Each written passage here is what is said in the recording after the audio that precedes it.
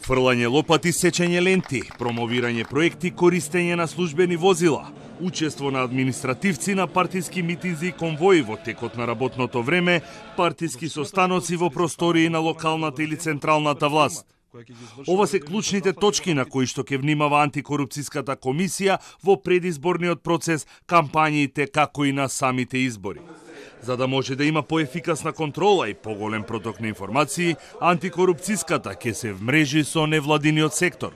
Во периодот од 20 дена пред започнување на изборната кампања, па се до завршување на изборот на пратеници и изборот на влада, не може да се одржуваат јавни настани по повод започнување на изградба или пуштање во употреба на објекти во инфраструктурата, дали се почитува забраната за користење на канцелариски простор, канцелариска опрема и службени возила на државните органи.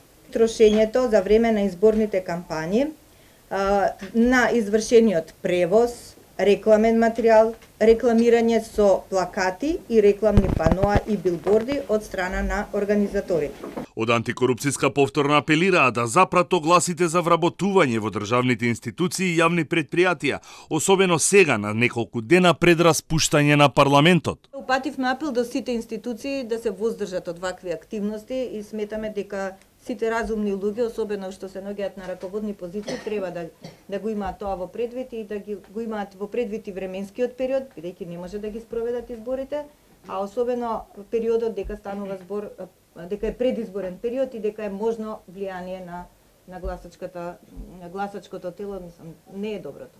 Ивановска смета дека прекршоци и злоупотреби во изборната кампања ќе има и нагласи дека власта се освојува, но демократијата се учи.